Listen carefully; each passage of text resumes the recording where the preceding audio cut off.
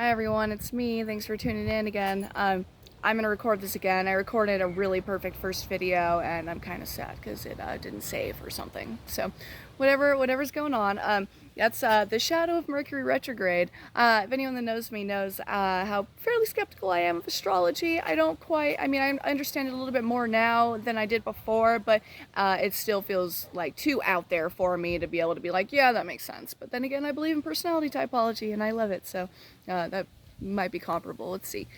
Anyway, so it is the full moon in Aries, you guys. It's October 1st, 2020. And what does that mean? What does all this mean? Like, what are we doing? Where's all this going? Like, who are we turning into as a people, collectively as well as individually? What changes are occurring? What changes do we want and need to occur? And what are changes that may not be so healthy and good for us? Like I said, I pulled a full reading before this, and I'm pretty bummed out that I don't have it. However, I'm going to use the same cards I pulled because I feel like these are so important to what we have going on. So as I was shuffling my cards and I laid them out, this card fell out, and I found it so poignant because what we're doing is talking about the full moon. So this is a lunar eclipse, and I pull this card fairly often, but I feel like it's mostly talking about my relationship with the girls that I do my podcast with. So it keeps talking about like revelation and focus on that, focus your energy on that. However, this energy right now with the card coming up is that this is the version of the mother, the maiden, and the crone. And so in like Wicca and in other metaphysical paradigms, that's just representative of the different versions of ourselves, the different layers of maturation and layers of personal development. And so that's what we're going through right now. Typically this is called the Judgment card in any other tarot reading or any other tarot book, but for here it's karma. So karma, I just know that when I think of this card, I look into mentalities and mindsets that are revolving around what we have going on. Like, what are we urging to be created in our life, and what is it that we're afraid to be brought into our life? What is it that we're afraid to keep working on, or that we're afraid is going to happen and it's going to mean ill for us? So this represents, you have your level of camaraderie, but these three people could either represent people that are really close to you, or they could represent the different versions of yourself, mother, maiden, and crone, the younger portion of yourself, where, you know, when you're younger, you're learning. And not to say that just in a cliche way, but I mean, you're making a lot of mistakes. You're learning what you're good at. You're learning what you want to be good at. You're learning other people. You're learning how to be yourself in addition to being yourself inside of a collective. Like, what do you bring to the table? All of those things. And that's important because right now we're kind of going through the same thing. We're having this revelation inside of ourselves of, what do I have to bring to the table? Who am I? What are the lessons that I've learned? And how can I bring those to help others? So you have the maiden, so the not yet adulthood woman who's still learning, the mother, who is the medium, the middle portion of your life, where you're recognizing that not only are your actions not only are you responsible for your personal actions, but how your actions react to they impact other people, and other people are going to respond or react however they're going to.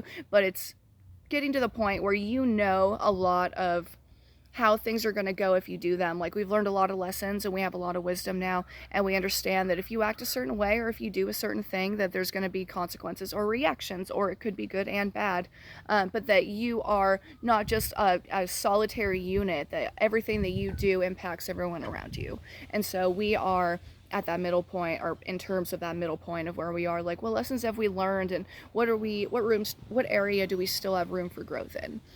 Being the crone is the woman in the older points of her life, kind of the final decades of her life, and she's gone through all the other phases to where we are now. And I think that as a people, what have we learned, and what are we tired of? What are we over having going on in our society? Like, what levels of toxicity keep reoccurring that we're sick of it? You know, we're not going to let that happen, or we're not going to act upon it in our life. And that could be anything to anyone. I don't even want to bring up like a specific example. I just mean that in terms of these three levels of our personal development, like, where are you in life where you've learned all of your lessons, or you've learned enough lessons to know like that you're good at something, or that you don't want to do something anymore, or what you bring to the table. So I don't know, so just these versions, all I'm talking about is personal development, and where inside of your personal development are you, and to that it's a kind of a spectrum. It's not just I'm here, or I'm here, but it's like where are you in general. Really take a minute to think and look at that. So the other two cards that I pulled were the Ten of Cups and the Eight of Swords. So the Ten of Cups is cool, man. I mean, this is often one of the most desired cards, because it is the card of fulfillment, of family and love and friendship and camaraderie, and all the things, like the kind of intangible things that make life worth living. And they also, to me, this card represents knowing that you have everything that you need around you, and that it's a lot of it's your mindset. Like, things may look dark, but there's also this silhouette of the moon, and we're realizing, oh my god, I have everything that I need. If only I were to change my mindset, or change how I look at it, or how I think about it, I would recognize that I have way more than I think I do, and to be happy with what we have. So what's cool about the dichotomy of these two cards is that right here it's showing that we actually do have this. We have these relationships, and we have these, whether it's people or it's just experiences in our lives, so we have a lot around us to draw from, and that we have people in our past, and we have people in our future, and we have people in our present. And who are those people, and what do we bring to their life, as well as what do they bring to our life. This card is of seemingly self-imposed imprisonment. So you look at her, and she's bound by all these ropes, but if you look high enough or close enough, all the ribbon that's covering her eyes comes down long enough, and her hands are not bound. Her wrists are, her arms are, but she could grab onto that ribbon, and she could pull it off, and she would recognize, oh my god, nobody's even near me. Like, yeah, I technically I'm bound, and I'm imprisoned in some way, but I have all these swords around me too. If I were to rub up on one of these swords, I could probably cut these ropes that are surrounding me. So in what ways do you feel like maybe you feel stuck, you feel uncertain, and you feel like there's no breathing room, and so you're trying to get yourself free, when in reality there's so much more option. Like, she's kind of choosing to stay in this self-imposed feeling of stagnation. So with all three of these cards coming up, we have to look at and recognize our mentality, our mindset, and our actions around the individuals, the relationships, and the experiences of our lives. How can we recognize where our injustice is self-imposed, and where we're just kind of maybe either we're putting ourselves down, or we are recognizing that, oh my god, like I'm making myself feel like I can't do this because maybe I'm afraid to, or maybe in past experiences I haven't been able to. Like, anyway, we have all the resources that we need, and we need to recognize just where it is that we can unleash our own blindfold, and change this mentality, and to look at something bigger than ourselves, and recognize what our actions bring to the rest of the world.